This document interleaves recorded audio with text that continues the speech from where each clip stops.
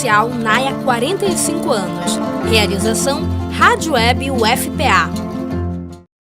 Olá, você ligado na Rádio Web UFPA, eu sou Fabrício Queiroz e a partir de agora você acompanha o programa UFPA Pesquisa, uma edição especial que faz parte de uma série de programas em homenagem aos 45 anos do Núcleo de Altos Estudos Amazônicos, o NAIA. Nesse programa vamos falar sobre o Programa de Pós-Graduação em Desenvolvimento Sustentável do Trópico Úmido, PDTU.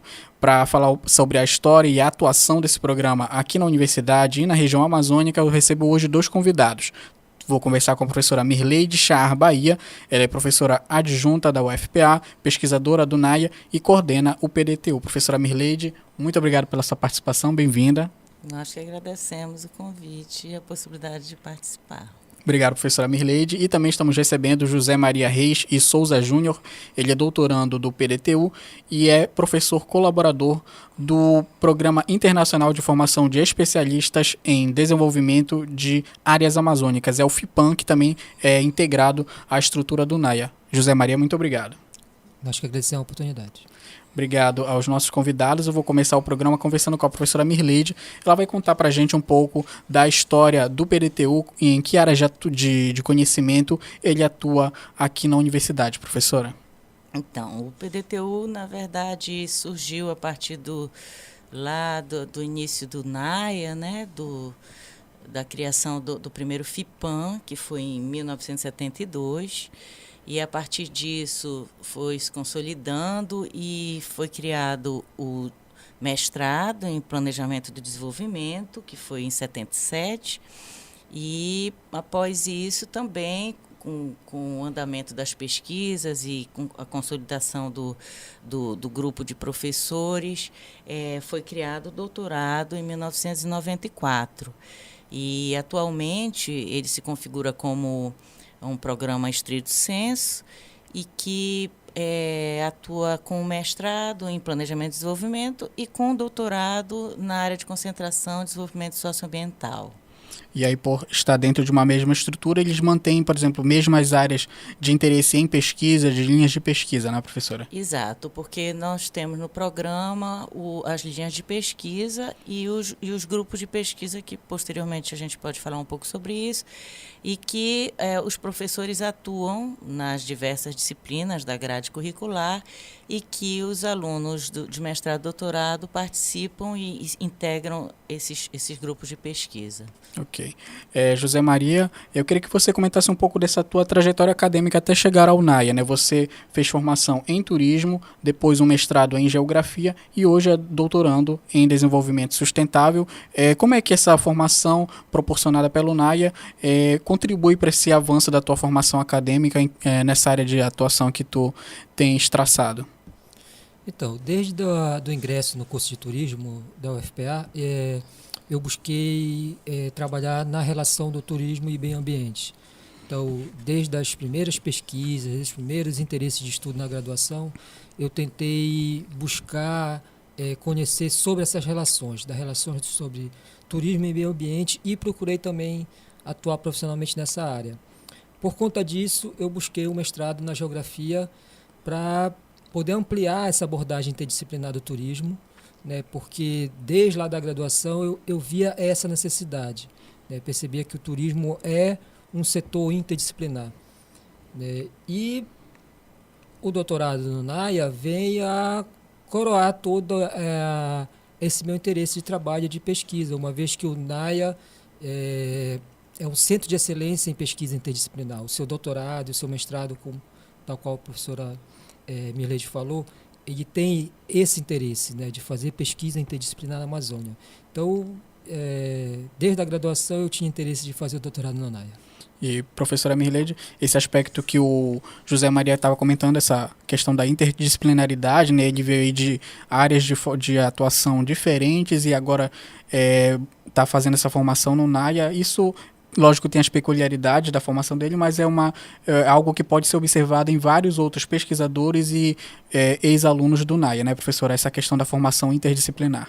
Isso, e que é considerado um aspecto enriquecedor para os debates, porque são professores e alunos que vêm de áreas de conhecimento diferentes e que, nesse diálogo E nessas interfaces podem construir várias coisas juntos, né? Podem trazer os seus olhares a partir dos seus universos de formação, e com isso há um debate rico dentro das aulas, né? Das pesquisas, enfim, dos grupos de pesquisa que atuam no programa de pós-graduação em desenvolvimento sustentável trópico úmido. Ok. E outro aspecto, além da interdisciplinaridade, que também pode ser considerado uma marca do NAIA, é essa preocupação deles com a discussão amazônica, mas não apenas no seu aspecto regional ou brasileiro, né, mas assim no seu aspecto internacional. É a discussão no âmbito da Panamazônia, né, professora? Exato. Logo na criação do curso, né, do programa, foi pensado também nessa articulação com a Pan-Amazônia, né, com os países que fazem parte da Pan-Amazônia, e existem vários professores que estão atuando com pesquisas nessas fronteiras que fazem parte da Pan-Amazônia, professores, inclusive, que são de outros países, que atuam no NAIA atualmente. Então, é um diálogo interessante, porque a formação histórica da Amazônia e dessas fronteiras, ela se deu numa série de conflitos e com várias possibilidades de estudo e das questões de impactos, das questões das populações tradicionais. Então, nós temos uma série de pesquisas sendo feitas nesse âmbito. Ok, José Maria, como é que você observa essa importância desse foco de se olhar, lógico, os problemas locais, regionais, mas pensar também a Amazônia no seu contexto mais amplo? É exatamente isso. A professora Mileide colocou de uma forma bem clara. O NAIA surge dessa necessidade de se abordar a Amazônia de um ponto de vista interdisciplinar e internacional, né? Então, a Amazônia, enquanto um território vasto, diverso, complexo, ele tem essa necessidade. Se a gente for olhar um pouco a história, o período de criação do NAIA, a década de 70 do século passado, a gente tinha aí os grandes projetos, começando na Amazônia, a ocupação da terra na Amazônia, né? Então, o NAIA surge dessa necessidade de poder dar conta de produzir conhecimento e produzir política que fosse adequada a toda essa diversidade amazônica. Ok. E como vocês têm ressaltado, toda essa variedade de discussões que a Amazônia proporciona, por exemplo, por causa da influência das ações governamentais, tem sido uma prioridade, né, do NAIA, do PDTU também. Por consequência, como é que vocês veem a importância desse enfoque da realidade amazônica e que repercussão isso tem tido, de repente, na própria universidade ou junto a outros pesquisadores brasileiros, internacionais? Qual é que tem sido a repercussão dessa abordagem amazônica feita na Amazônia? Tem sido de extrema importância, porque a vivência amazônica das populações, ela é uma vivência que é cheia de crises e de problemas estruturais e de problemas de inserção de empresas internacionais. Então, a gente tem vários professores, existem professores, a professora Edna Castro, a professora Rosa Acevedo, são professoras que atualmente têm debatido, têm discutido essa questão das populações tradicionais, e a professora Edna Azevedo Edna Castro tem se concentrado em algumas pesquisas que falam exatamente desses impactos das barragens, atualmente falando um pouco também de todos esses impactos que as empresas internacionais têm trazido para a região amazônica. Enfim, nós tivemos agora também, no final de 2017, um grande seminário internacional com debates importantíssimos sobre essa área, também organizado pela professora Edna Castro. É o CIALAT, né? É o CIALAT, e que trouxe debates riquíssimos nessa área para que a gente dê um pouco de visibilidade a partir do olhar dos pesquisadores da Amazônia sobre as questões relativas à Amazônia e não um olhar externo sobre a Amazônia. Então, esse talvez seja o grande diferencial, dar voz àqueles pesquisadores que fazem pesquisa com qualidade e os debates com qualidade sobre as questões inerentes à Amazônia.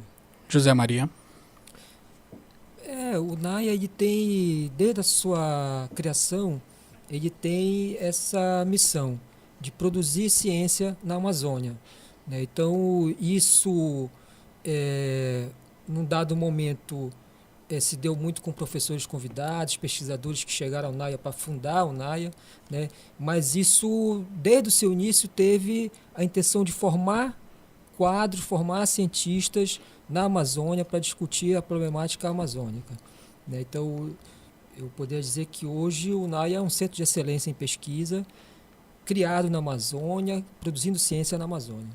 E para uma atestação, vamos dizer, disso, é justamente a última avaliação da Coordenação de Aperfeiçoamento de Pessoal de Nível Superior, foi divulgada no finalzinho de 2017, né, que avaliou o PDTU com a nota 6, que já é um nível elevado, né, uma escala que vai de 1 a 7, o NAIA, o PDTU está com a nota 6, né, professora? Queria que a senhora comentasse um pouco da relevância dessa avaliação e também que desafios essa avaliação traz, né, para o futuro do PDTU. A avaliação da CAPES, ela tem uma relevância no aspecto de reconhecimento de vários anos de pesquisa que o programa vem desenvolvendo, né? Nessa questão da excelência nas pesquisas que tem se dado aqui na região amazônica. E nós, as notas 6 e 7, em nível nacional, elas passam a fazer parte de um programa de excelência no Brasil, né? A gente entende que isso acaba sendo algo promissor em termos de visibilidade perante o resto do país e também em termos de recursos, mas que também traz um compromisso muito grande com a continuidade dessas pesquisas, com a continuidade do desenvolvimento da ciência, né? E com o apoio da própria CAPES sobre isso, e que o foco seria uma ampliação dessa internacionalização, exatamente para abrir canais de diálogo com outros países sobre as questões inerentes à Amazônia. Então, de certa forma, essa nota 6, ela não foi construída agora, ela é uma avaliação por um quadriênio, mas é uma luta que vem se dando ao longo de vários anos com a construção e a produção de diversos professores que já fizeram parte do programa e que fazem parte atualmente ainda, e outros que se juntaram para que se chegasse a esse patamar de nota 6. Ok, e José Maria, para quem está na formação, né, quem está passando por essa formação do NAIA, lógico que também chega com uma carga de cobranças, vamos dizer assim, né, que lógico aumentam as cobranças, as exigências por produção de artigos, de repente, de levar essa produção de conhecimento que vocês estão trazendo para outros públicos, né, chega também com uma grande responsabilidade para vocês que estão desenvolvendo teses, por exemplo, fazer jus a esse nível que o NAIA chegou, né? Eu não falaria nem em cobrança, eu falaria em disciplina. Eu acho que essa avaliação de nota 6 e o NAIA busca ter a nota 7 também, ela requer uma disciplina maior para a gente que hoje estamos no quadro discente do núcleo.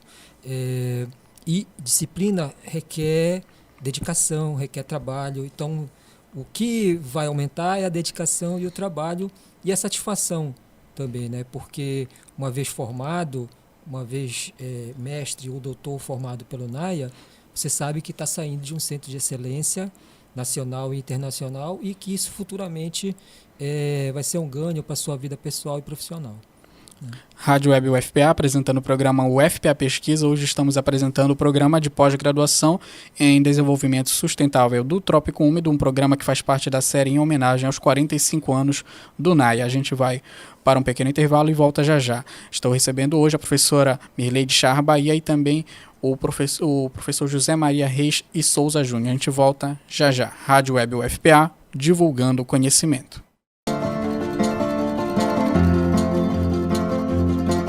NAIA 45 anos. Realização Rádio Web UFPA. Estamos de volta com o programa UFPA Pesquisa. Esse programa faz parte de uma série em homenagem aos 45 anos do Núcleo de Altos Estudos Amazônicos, o NAIA, e hoje estamos falando do Programa de Pós-Graduação em Desenvolvimento Sustentável do Trópico Úmido. Aqui no estúdio estou recebendo a professora Mirley de Char Bahia, professora adjunta da UFPA, pesquisadora do NAIA e coordenadora do PDTU. Também estou recebendo o José Maria Reis e Souza Júnior, ele é doutorando do PDTU e também colabora com o Programa Internacional de Formação de Especialistas em Desenvolvimento de Áreas Amazônicas, o FIPAM, também vinculado ao NAIA. Nesse bloco a gente vai comentar um pouco da produção que vocês vêm desenvolvendo, lógico que também vamos mencionar um pouco dos grupos de pesquisa e tudo mais, mas a gente quer exemplificar um pouco dessa produção que o NAIA e o PDTU têm. Vamos começar falando com a professora Mirley, ela vai comentar um pouco das linhas de pesquisa em que ela atua, que tem um pouco a ver com aspectos relacionados ao lazer, né, professora? Por que discutir esse elemento da vida humana? Sim, a discussão do lazer, ela não vem de agora, desde a década de 80, ela vem sido debatida numa perspectiva sociológica, né, de uma superação da lógica de trabalho como algo único na vida humana, e passou também a fazer parte como direito social dentro da Constituição a partir de 1988. E, portanto, o debate sobre o lazer, ele é um debate importante para a vida cotidiana, não só como direito social, né, que atualmente a gente vem sendo extorquido, né, dos nossos direitos sociais. Ele faz parte de um desses direitos sociais e numa conjuntura de necessidade humana também, né? Necessidade para a qualidade de vida humana. Então, alguns debates têm sido travados nesse sentido, dele não ser uma contradição ao trabalho, né? Dele ser um complemento ao trabalho como algo necessário a horas de trabalho, mas horas de descanso e de possibilidades também de viver contribuições culturais, interações com os outros, enfim, diversas formas de vivência desses momentos de lazer. Ok, e professora, nesse aspecto aí que a senhora tem abordado dessa importância de discutir o lazer não como um direito humano mesmo, né, professora? A senhora desenvolveu inclusive a sua tese no PDTU, né? A sua tese foi intitulada O Lazer e as Relações Socioambientais em Belém, Pará. Que reflexões a senhora fez sobre esse aspecto do lazer na nossa realidade, na realidade da nossa cidade aqui, professora? Vários aspectos foram percebidos, né? Inclusive uma conjuntura do lazer fazer parte da Constituição, mas ele não ser efetivamente contemplado em políticas públicas que democratizem esse lazer para a população como um todo. No uso dos espaços da cidade, né? Então, na criação de políticas públicas que explorem esses espaços. Então, há uma contradição nesse campo de relações do lazer, que é uma contradição entre a necessidade humana de você ver as pessoas querendo espaços, querendo programações, querendo ir para áreas verdes, e uma certa inadequação em relação às políticas públicas criadas para isso, para dar conta dessas demandas e dessas necessidades humanas das nossas cidades. E a senhora focou em alguns espaços de lazer aqui na cidade, não foi, professora? Exato. O foco não era exatamente nos espaços de lazer, mas sim nas práticas de lazer das pessoas. E que, de certa forma, a gente observou em 3 espaços diferentes, que se configuram, inclusive, como espaços de formatos diferentes, de administração diferente, que foi uma unidade de conservação, que foi o Parque do Tinga, que foi recentemente reinaugurado, que é uma área de proteção ambiental, né? Na verdade, é um parque estadual. Um jardim botânico, que é o Jardim Botânico Bosco Rodrigues Alves, e numa praça pública, porque são espaços, inclusive, de acesso diferenciado, de projeto diferenciado, de administração pública diferenciada. Então, nesses espaços, a gente encontrou uma série de nuances e de deficiências, né, que, apesar da população fazer por conta própria, né, ela precisa também desse auxílio e dessa adequação do poder público às verbas que ele recebe para executar políticas públicas relacionadas ao lazer para a população. Ok. E, professora, esse é uma pesquisa que deu origem, de repente, a toda uma trajetória sua, né, voltada para essas pesquisas sobre o lazer. Hoje a senhora lidera um grupo de pesquisa, que é Grupo de Pesquisas em Lazer, Ambiente e Sociedade. Queria que você comentasse brevemente algumas pesquisas, trabalhos desenvolvidos no momento, né? A tese foi em 2012, não é isso, professora? E o que vocês têm feito ultimamente? Ultimamente, assim, o grupo, ele de certa forma, ele é um grupo de estudo que congrega os orientandos, não é? A gente tem tido poucos encontros em função dos orientandos estarem envolvidos nas suas próprias pesquisas, mas os debates são exatamente nessa perspectiva, né, de áreas ambientais, da prática do lazer, da prática do turismo. Então, nós tivemos agora, entre ontem e hoje, defesas de dissertações de mestrado que tratam sobre várias perspectivas do turismo na Ilha do Marajó, né, desde essa atuação da governança, né, da participação popular, das políticas públicas, até as dificuldades com o transporte e também a perspectiva socioambiental, por ser uma área de proteção ambiental, a Ilha do Marajó, né? Ali, Soure, que tem uma RESEX, que é uma reserva extrativista, com características específicas de uso nesses espaços. Então, atualmente, temos também outro orientando que está desenvolvendo um trabalho no Revis, né, o Refúgio de Vida Silvestre da Amazônia, ali, que é a antiga área da Pirelli, e outro aluno também está desenvolvendo trabalhos relativos a espaços de lazer na cidade, fazendo suas pesquisas de mestrado, respectivamente. Então, tem sido mais ou menos nesse âmbito que nós temos discutido e tem sido a nossa linha de leituras e de debates dentro das produções científicas. Tá certo, professora Mirleide. Agora eu vou conversar com o José Maria para ele comentar um pouco do momento atual que ele está fazendo também a sua tese agora. Ele está realizando uma pesquisa que trata de cultura comunitária e de um programa, de uma política pública em específico que tratou da criação dos pontos de cultura no Brasil, né? Queria que primeiramente você falasse o que são os pontos de cultura e que transformações esses pontos possibilitam no acesso à cultura aqui no Brasil, José Maria. Bem, pontos de cultura são uma prática social. A primeira perspectiva que a gente tem que ter em mente quando fala de pontos de cultura é isso, é uma prática social. E como toda prática social, ela tem diversas dimensões que precisam ser abordadas, né? A dimensão cultural, social, econômica, ambiental. Então, o ponto de cultura ele é uma ação cultural, uma ação sociocultural desenvolvida por um projeto, ou por uma ONG, ou por uma associação comunitária, uma fundação. Ou seja, ponto de cultura é aquilo que incide sobre a sociedade. Ele desenvolve projetos na área de educação, comunicação, turismo, lazer. Então, eu poderia dizer que ponto de cultura é uma ação sociocultural no local, na localidade. E aí como é que essas ações são fortalecidas por meio de uma política pública? Como é que isso ocorreu? Exatamente. Eu posso dizer que a fundação, o fundamento do ponto de cultura é a cultura comunitária.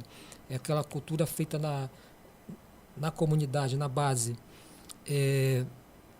Em 2006, o Ministério da Cultura do Brasil criou o Programa Cultura Viva, que é o programa onde estão colocados, digamos assim, né, da política, os pontos de cultura.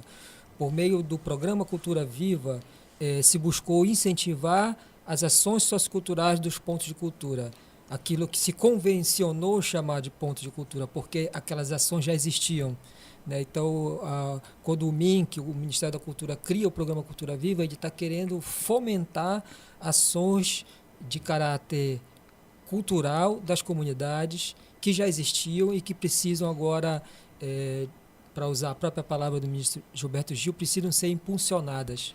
Por isso chama ponto de cultura, porque aquele local ele é tocado, ele mesmo chamava isso de um dão-in antropológico. Então o ponto de cultura ele é tocado pelo Estado, pelo governo, né, uma forma de incentivo, e a partir dali desenvolver aquilo que ele já faz. E nessa pesquisa para a tua tese, tu estás observando alguma rede específica de pontos de cultura em algum território específico, alguma população específica? Como é que é? Exato. A gente está, no momento, a tese ela são 4 anos para ser desenvolvida, né? Eu estou concluindo agora o 2º ano, né? Então a gente está delimitando esse campo de pesquisa. O que a gente sabe até o momento é que a gente já está trabalhando com um ponto de cultura especificamente na Ilha do Outeiro, na Ilha de Caratateu, aqui de Belém, né, que é o ponto de cultura Ninho do Colibri, que é um grupo comunitário, um grupo folclórico que trabalha com cordão de pássaros, né, que é uma manifestação muito sui generis do estado do Pará. O cordão de pássaros só existe aqui. A gente também vai iniciar a pesquisa ainda com um ponto de cultura localizado em Brasília, e também já fez a parte da pesquisa na América Latina, no Chile, quando eu cheguei há poucos dias do Chile, e lá a gente observou alguns grupos de cultura comunitária também. Então o recorte deve ser mais ou menos esse: um ponto de cultura em Belém, em outra região fora da Amazônia, que aí vai ser Brasília, e um outro ponto de cultura, o grupo de cultura comunitária fora do Brasil, que vai ser no Chile. Tá certo. E a tua atuação também tem a ver um pouco com essas redes, né? Você está participando aí da rede Ajuricaba, não é isso? A rede paraense de pontos de cultura. O que é essa rede, José Maria? Então, digamos que a minha trajetória acadêmica de pesquisa ela se confundiu um pouco com a minha atuação social, né? Muito antes de ter esse interesse de pesquisa pela cultura de base comunitária, eu já atuava como produtor cultural junto a esses grupos. Então, uma das redes a qual a gente está, digamos, ligado é a rede Ajuricaba, que é a rede de pontos de cultura do Pará, né? Então, a gente, em 2007, começou esse projeto da rede Ajuricaba para fomentar a rede, né? Incentivar a rede de pontos de cultura no Pará. A gente realizou em 2017 o Fórum de Pontos de Cultura, que inclusive foi sediado lá no NAIA, que muito de braços abertos nos recebeu, né? E realizou algumas oficinas, realizou alguns debates virtuais, e esse ano a gente vai retomar toda a articulação da rede, né? Retomar uma forma de dizer, porque a rede ela não para. Ela continua se articulando, cada ponto de cultura tem suas ações, isso é divulgado na rede, né? Mas a gente vai retomar no sentido de ampliar novamente, como a gente fez em 2017. Esse ano a gente pretende fazer uma audiência pública na ALEPA, na Assembleia Legislativa do Estado, para discutir a rede dos pontos de cultura no Pará e também para discutir um projeto de lei que crie a Lei Cultura Viva do Estado do Pará, porque foi criada uma lei a nível nacional e a gente precisa ter agora uma lei que incentive os pontos de cultura no Estado do Pará. Tá certo. E só para fechar esse ponto aí do José Maria, é porque tem uma atuação também bem interessante, né? Você está trabalhando aí com o amazoniacriativa.com, é um comércio online que fomenta os produtos da economia criativa, não é isso? É o primeiro desse tipo aqui no estado, é isso? Exato. É como eu falei, a rede ela é independente, ela é autônoma e ela não para. Né? Ao longo das conversas e dos debates se percebeu essa necessidade, porque os pontos de cultura eles precisam ter autonomia.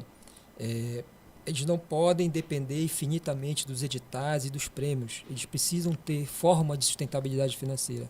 E aí surgiu essa ideia de criar o Amazônia Criativa, o amazoniacriativa.com, que é um portal de e-commerce onde todos esses pontos de cultura vão poder disponibilizar os seus produtos culturais para comercializar.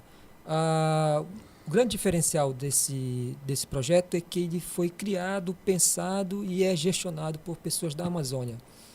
A gente ouve muito falar de comércio digital hoje em dia, de comércio justo, né, de uma série da economia criativa, de uma série de formas de abordar isso, mas é sempre algo que vem de fora para dentro. E agora a gente resolveu fazer de dentro para fora. Bacana. A professora Mirleide, eu queria que você comentasse, na verdade, porque a gente falou aqui da linha de pesquisa de vocês, os trabalhos que vocês vêm desenvolvendo, mas, na verdade, é uma pequena parte de um universo muito grande de pesquisas que o PDTU, que o NAIA desenvolve em diversas áreas de interesse para a Amazônia, desde a economia, as populações tradicionais, a questão dos territórios na região amazônica, as fronteiras. Sim, estou só citando alguns exemplos, mas existe uma grande variedade. Eu queria que você comentasse um pouco de como é que, por exemplo, as linhas de pesquisa, os grupos de pesquisa que hoje atuam no PDTU, para a gente ter uma noção da abrangência do trabalho que vocês realizam. Tá, eu trouxe uma cola. Fica à vontade, professora. Porque são muitas linhas de pesquisa, né? Então, nós temos a linha de pesquisa... Está dando... Tá perto aqui, né? A linha de pesquisa de desenvolvimento econômico, regional e agrário, que nós temos 2 grupos registrados, Dinâmica Agrária e Desenvolvimento Sustentável na Amazônia, que o líder é o professor Francisco de Assis Costa, História Econômica e Planejamento Público na Amazônia, professor Fábio Castro da Silva. Outra linha de pesquisa é de Estado, Instituições, Planejamento e Políticas Públicas. Então, nessa linha, nós temos 3 grupos de pesquisa, que são análise e avaliação de políticas públicas, que o professor Armin Mates coordena, o Núcleo de Estudos de Governabilidade e Políticas na Amazônia, o professor José Vidal, e Defesa e Fronteira na Amazônia Internacional, o professor Durbens Martins Nascimento. Na linha de pesquisa Gestão de Recursos Naturais, nós temos o Grupo de Pesquisa, Desenvolvimento e Uso dos Recursos Naturais na Amazônia, coordenado pela professora Oriana Trindade de Almeida, e Políticas Públicas e Mudanças Institucional, coordenado pela professora Nívia Ravena. E na 4ª linha de pesquisa que nós temos a linha de pesquisa Sociedade, Urbanização e Estudos Populacionais, na qual fazem parte 7 grupos de pesquisa. Trabalho em empresas e mercados globalizados, que a professora Edna Castro atua como coordenadora, Meio Ambiente, População e Desenvolvimento da Amazônia, que o professor Luiz Eduardo Aragon Vaca atua, Ordenamento Territorial e Urbano Diversidade na Amazônia, que o professor Dr. Sancler Trindade atua, Turismo, Cultura e Meio Ambiente, que quem é o líder é o professor Silvio Lima Figueiredo, Laboratório Nova Cartografia Social, Processos de Territorialização, Identidades Coletivas e Movimentos Sociais, com a atuação da professora Rosa Acevedo e a atuação do professor Alfredo Wagner como colaborador, que é um professor da UFAM, salvo engano, da Federal do Amazonas. Grupo de Pesquisa Lazer, Ambiente e Sociedade, que foi o que a gente comentou um pouquinho aqui, que eu estou como líder do grupo, e Biodiversidade e Gestão dos Recursos Naturais e Sociedade no Escudo das Guianas, que é a líder do grupo, é a professora Lígia Terezinha Simonian. Então, nós temos uma diversidade de linhas, né? Nós temos 4 linhas de pesquisa com um grande número de grupos de pesquisa vinculados a eles consequentemente, um grupo de alunos de mestrado e doutorado também vinculados a essas linhas de pesquisa e a esses grupos de pesquisa. Isso aí, só para a gente mencionar a abrangência e a variedade dos estudos que o PDTU desenvolve aqui na UFPA. E, voltando, a gente está chegando ao final do programa, mas eu queria fazer uma pergunta que salta a atenção pelo que vocês mencionaram. Vocês ambos mencionaram em alguns aspectos a questão das políticas públicas, né? E voltados aí para esse aspecto do turismo, do lazer, da cultura, né? Mas isso a gente pode ver, até a própria professora mencionou aí como vários desses grupos discutem as políticas públicas, né? Que contribuição, né, que o PDTU pode trazer para essa discussão, não só, de repente, dos governos, da atuação governamental, para eles se apoderarem, de repente, desses dados de pesquisa, para que possa desenvolver melhores ações para a população, mas como é que também essa produção do NAIA, do PDTU, pode contribuir justamente para a participação social, né, que vocês também discutiram aí muito a importância dos agentes, das pessoas, das comunidades também terem uma atuação ativa e buscarem melhores alternativas, melhores condições para ter acesso aos seus direitos, né? Várias pesquisas acabam sendo dialogadas com pessoas que atuam. Na verdade, alguns alunos nossos, né, fazem parte, inclusive, de órgãos que atuam com políticas públicas. Então, de certa forma, as pesquisas que são realizadas, elas têm ido a público também, tem a participação de alguns professores. Atualmente, há pouco tempo, a professora Edna Castro foi falar um pouco sobre esses problemas da hidra na televisão, enfim, deu um pouco de visibilidade às pesquisas que têm sido feitas. Nos próprios congressos isso tem sido colocado, e em alguns debates também, e as próprias pesquisas.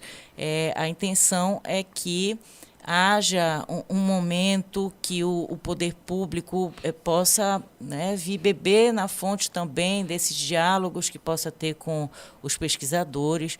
E algumas dessas pesquisas também têm características de atuação diretamente com as comunidades e, portanto, procurar olhar criticamente esses problemas das comunidades e tentar ter um pouco de projeção para o que poderia usar, né, o que poderia ser proposto para essas comunidades superarem algumas dificuldades, né? Certo. José Maria, de que forma a pesquisa pode contribuir para a política pública e para a participação social? Complementando só o que a professora Milete falou, eu acho que o NAIA, desde a sua fundação, teve esse compromisso de estar com as populações, de estar, né, de pelo menos dar ouvido, né, e fazer ser ouvido essas populações. A gente no NAIA, e isso eu aprendi na sala de aula, né, a ciência ela é crítica, ela precisa ser crítica, ela precisa saber quais são os seus parâmetros, ela precisa saber qual é a realidade que ela está inserida. E dessa forma, ela não tem como ficar de olhos fechados para as problemáticas. Então, eu acho que o NAIA, eu poderia dizer que dos seus principais, digamos, pontos positivos seria essa possibilidade, né, de fazer com que a ciência, de que a sua produção científica tenha vazão, que ela vá para a sociedade, que ela tenha uma importância, que ela tenha um fundamento, ela tenha uma necessidade de existir. A gente acredita numa ciência que tem necessidade de existir. Então, essa necessidade ela está nesse sentido, de dar ouvido, de ser funcional. Não é dar função à ciência, mas que ela tenha alguma funcionalidade na sociedade. Então, o pensamento crítico ele precisa estar a serviço da sociedade. E essa é uma das missões do NAIA. E só para complementar também, em vários momentos, inclusive especificamente nesse ano de comemorações, né, alusivas aos 45 anos do NAIA, tem uma programação vasta de seminários, né? E em anos anteriores também, em vários momentos, a discussão sobre barragens, sobre impactos, sobre as populações tradicionais, e isso, de certa forma, traz um debate que tem a participação não apenas do meio acadêmico, mas também as comunidades têm sido chamadas, a professora Rosa chama as comunidades que ela trabalha para participarem dos debates. Então, isso tem realmente sido uma prática no NAIA, como o José Maria fala, de dar voz a essas populações e de debater os seus problemas, né, as suas angústias, os seus percalços em decorrência de uma série de fatores, né? E queria também deixar um pouco uma questão que, só para complementar essa nossa possibilidade de inserção dos debates da Amazônia num âmbito internacional, o José Maria tocou no assunto. Ele esteve um período no Chile e o ano passado nós conseguimos, né, viabilizar por meio da Propesp e das bolsas que são disponibilizadas para doutorado de sanduíche no exterior, nós conseguimos que vários alunos fossem para fora do país, né? Foram duas alunas para Portugal, uma para a Colômbia, um para os Estados Unidos, o José Maria para o Chile e uma para a Índia, né? Esse ano nós tivemos novamente essa possibilidade de bolsas e nós estaremos também mandando 2 alunos para a Espanha, para Barcelona, um aluno para a Inglaterra, e um aluno para a Colômbia, né? Então, isso ajuda também esses diálogos com países, né? Outros países, para visualizar a realidade também da Amazônia, a partir também do que os nossos alunos podem dialogar nessa via de mão dupla, do que aprende lá e do que pode levar daqui para os debates. Ciência colaborativa, né, professora? Exato. Gente, muito obrigado pela participação de vocês. Eu não sei se faltou perguntar alguma coisa, algo que vocês queiram acrescentar no final desse programa, considerações finais? Eu queria só convidar, né?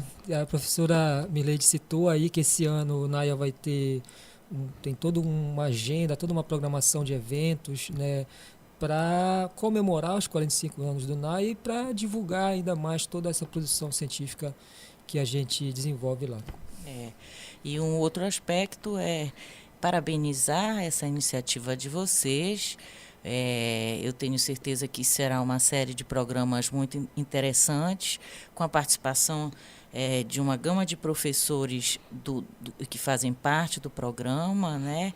Professores que construíram a história do NAIA, então são importantíssimos para estarem aqui falando um pouco sobre isso, contando suas pesquisas, contando as histórias que o NAIA, né, já passou nessa sua trajetória, e a gente espera ter depois esses vídeos e esses programas disponibilizados, porque será também um conjunto de elementos importantes nesse momento de comemoração dos 45 anos do NAIA. Então, a gente agradece aí todo o trabalho da equipe, né, e nos colocamos à disposição, né, para indicar aqui vários professores para participarem desse momento também.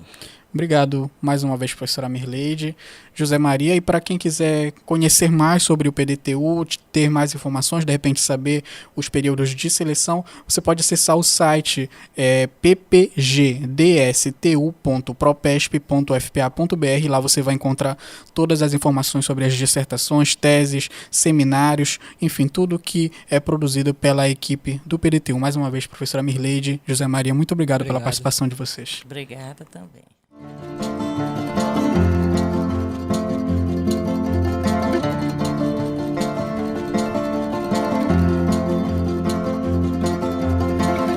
especial NAIA 45 anos. Realização Rádio Web UFPA.